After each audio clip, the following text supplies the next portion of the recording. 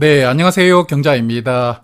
올해 코스피가 크게 올라오다 보니까 배당주들도 주가가 많이 상승한 상태이긴 하거든요. 그래도 최근에 시장이 조정을 조금 받고 있고 개인적으로는 주가가 조금만 더 내려온다면 담아보고 싶은 종목들도 있습니다.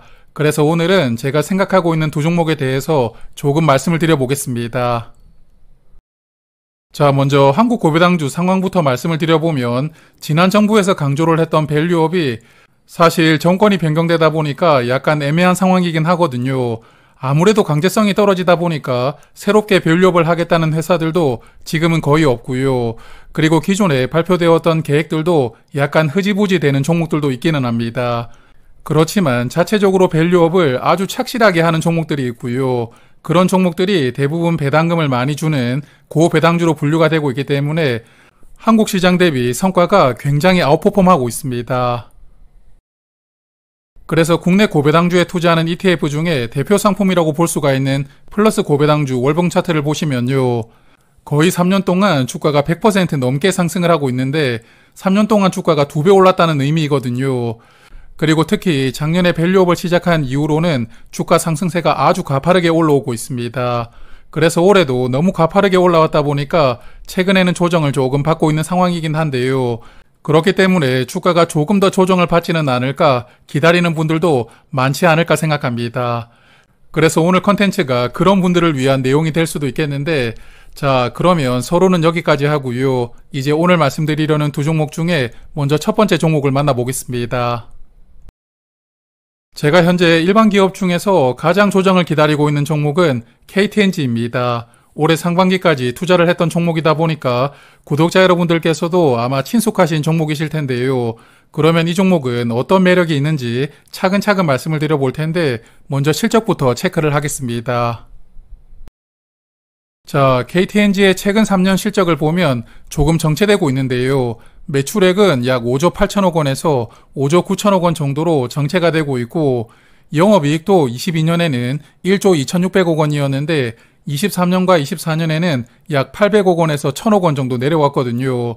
그래서 최근 3년 실적은 성장하는 모습을 보여주지는 못하고 있습니다. 그렇지만 올해 실적은 좋은데요. 상반기 기준으로 작년과 비교를 해보니까 매출액이 12% 성장하고 있었고 영업이익은 14% 개선하고 있더라고요. 그래서 모처럼 매출 성장이 이루어지고 있고 영업이익도 덩달아 따라서 늘어나고 있기 때문에 올해는 실적 측면으로 약간 기대를 해볼 수가 있는 상황입니다. 그리고 KTNG는 다들 잘 아시겠지만 담배와 인삼 크게 두 가지 사업 부문으로 구분할 수가 있는데요. 국산 담배는 KTNG가 독점을 하고 있고 인삼은 정관장 브랜드로 시장을 대부분 점유를 하고 있잖아요.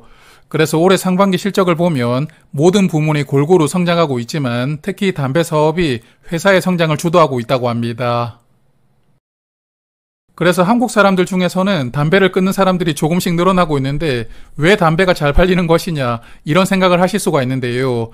수출 물량이 점점 늘어나고 있더라고요. 여기 그래프를 보시면 매년 수출량이 약 40억 개비에서 50억 개비씩 늘어나고 있고 그리고 올해 2분기도 전년보다 14억 개비가 더 많이 팔렸다고 합니다. 그래서 국산 담배가 점점 해외에서 인기가 높아지고 있고 그리고 그동안에 부진했던 건강기능식품도 올해는 약간 성장하면서 더 이상 실적을 까먹지 않았거든요. 그렇기 때문에 올해 상반기 실적이 전년보다 10% 이상 개선되는 그런 흐름이 나왔던 것이 아닌가 생각합니다. 자, 그러면 이제 주주환원에 대해서 조금 살펴볼 텐데 사실 KTNG가 실적보다는 주주환원 측면에서 더 큰 매력이 있다고 생각을 하거든요. 여기 보시는 20% 이 수치를 주목을 하셔야 됩니다. 쉽게 말씀을 드리면 2027년까지 주식수를 20% 줄이겠다는 목표를 잡고 있거든요. 그래서 제가 예전에 KTNG 한번 정리할 때도 말씀을 드렸지만 현재 국내 모든 종목들을 통틀어 가지고 주식수를 가장 많이 줄이겠다는 것을 목표로 잡고 있는 종목이고요. 그래서 기존에도 많이 보유하고 있었던 자사주를 계속 소각시킬 뿐만 아니라 시장에서도 주식을 매입을 하고 소각을 시키고 있거든요. 정말 진심으로 주주 환원을 실행해주고 있습니다. 그래서 주식 소각이 시작된 23년부터 공시를 찾아가면서 정리를 해보았는데 일단 23년 10월에 347만 주를 신규로 매입해서 소각을 시켰고요. 그리고 24년 2월에는 기존에 보유를 하고 있던 자사주 350만 주를 소각시켰습니다. 그리고 24년 10월과 11월에는 약 500만 주를 새롭게 매수를 하고 소각을 시켰고요.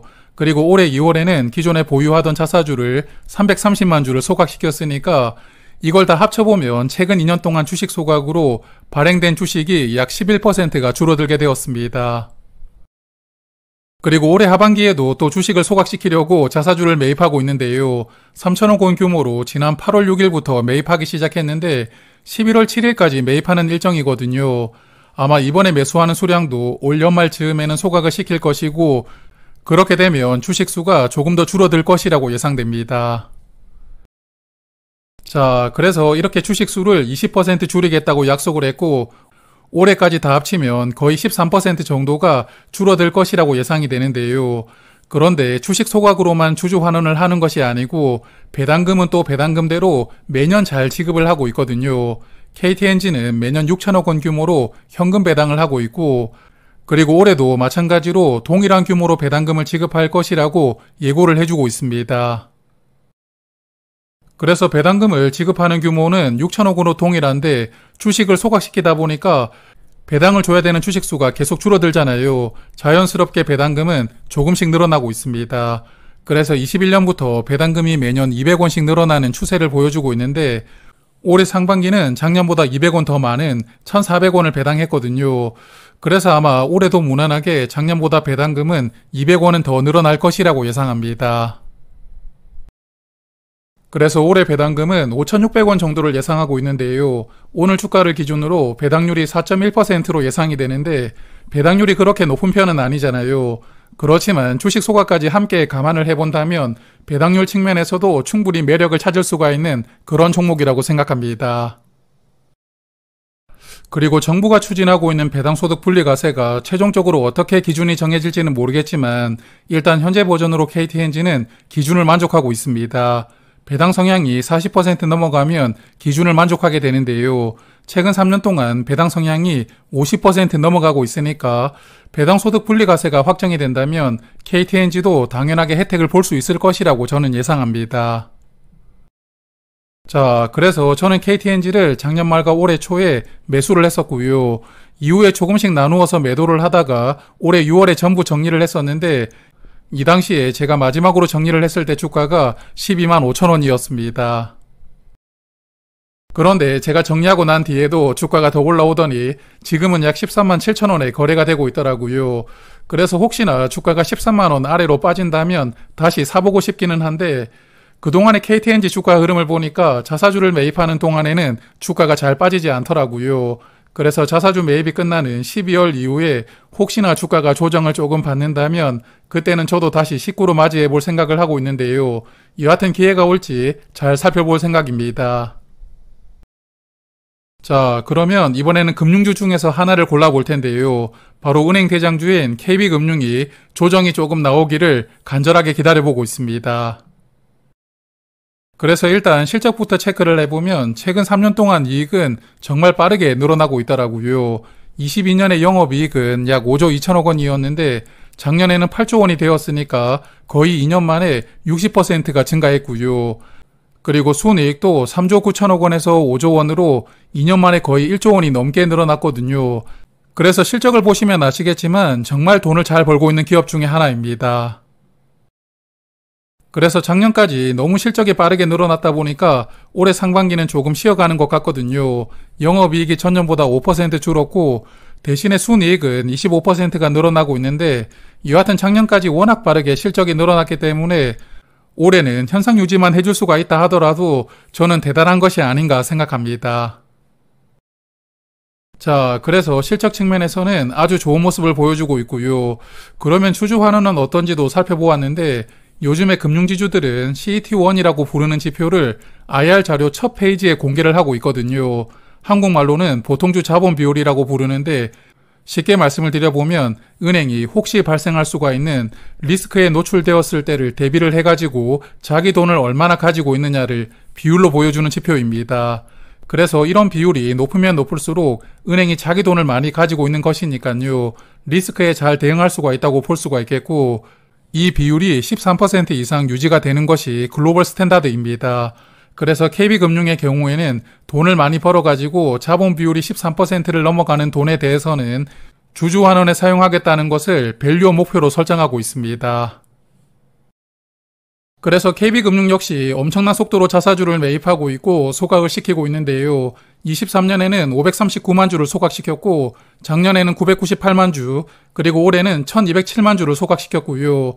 그리고 최근에 매입을 했던 305만 주는 내년 1월에 소각시킬 예정인데 지금 2년 동안 전체 주식의 7.5%를 매수하고 소각을 시켰고요.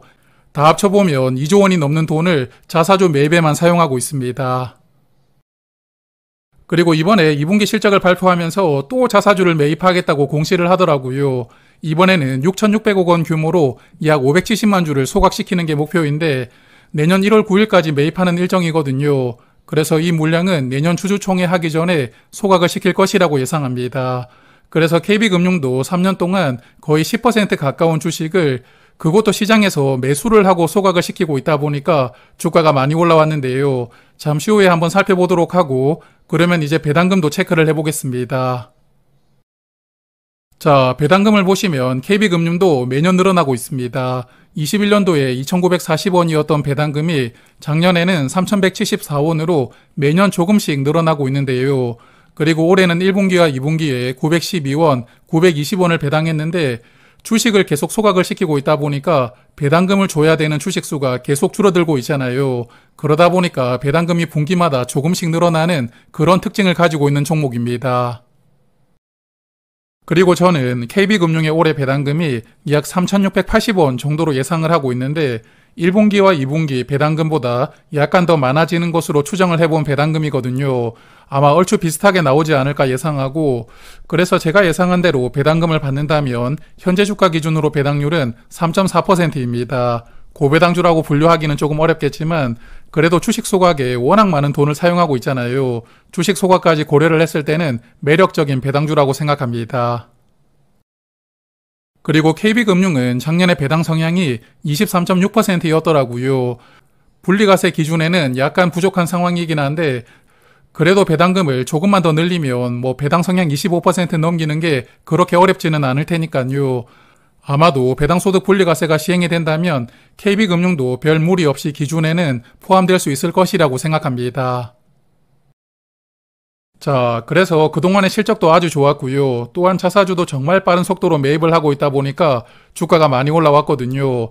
월봉 차트로 보니까 거의 3년 동안 주가가 2배 넘게 상승을 하고 있었는데 최근에는 주가가 12만 원을 넘겼다가 지금은 10만 원 후반대에서 조정을 조금 받고 있습니다. 그래서 KB금융도 혹시 주가가 10만 원 아래로 빠진다면 천천히 수량을 한번 늘려보고 싶은데요. 여하튼 현재 금융주 중에서는 가장 담아보고 싶은 종목이 저에게는 KB금융입니다. 자, 그리고 보너스로 한 종목을 더 말씀을 드리자면 배당금만 생각을 한다면 개인적으로는 우리금융지주도 좋다고 생각을 하는데요. 대부분 아시겠지만 우리금융지주는 올해 4분기 배당금부터 비과세로 배당을 하는데 비과세 배당 한도가 총 3조 원이거든요. 그렇기 때문에 올해 4분기부터 내년 한 해 정도는 배당금이 전부 비과세로 지급할 것이라고 예상합니다. 그리고 배당금을 비과세로 받는다면 세금을 내지 않으니까 실질적으로 받는 배당금이 당연히 늘어나게 되고요. 그리고 금융소득 종합과세에도 해당되지 않거든요. 금융소득이 2천만 원 넘어가는 분들에게도 절세 목적으로 투자를 고민을 해볼 만한 종목입니다. 그리고 우금지는 작년 배당금이 1,200원이었는데 현재 주가 기준으로 배당률이 4.9%입니다. 조금 전에 말씀을 드렸던 KB금융보다 배당률은 거의 1.5%가 높을 것이라고 예상이 되니까요. 배당률 측면에서는 매력이 있는 종목입니다. 그렇지만 우금지가 다른 은행에 비해서는 아직 자금 여력이 그렇게 충분하지 못하더라고요. 그러다 보니 상대적으로 주식 소각에는 비용을 많이 사용하지 못하고 있는데 경쟁사인 하나금융지주가 최근 2년 동안 주식 소각에 1조 500억 원을 사용했습니다. 그렇지만 우리금융지주는 약 2,900억 원 정도밖에 사용하지 못했으니까요. 주식 소각 규모에서는 아무래도 조금 아쉬움이 있습니다. 그래도 배당금만 생각을 해본다면 비과세 배당에다가 배당률에서 장점이 있으니까요. 우금지도 혹시나 주가가 조금 조정을 받는다면 고민을 해볼 만한 가치는 충분히 있다고 생각합니다. 자, 그러면 저는 다음에 또 좋은 내용 준비해가지고 다시 찾아뵙도록 하고요. 배당주 투자하시는 분들 남은 한 해 성공 투자하시길 바라겠습니다. 고맙습니다.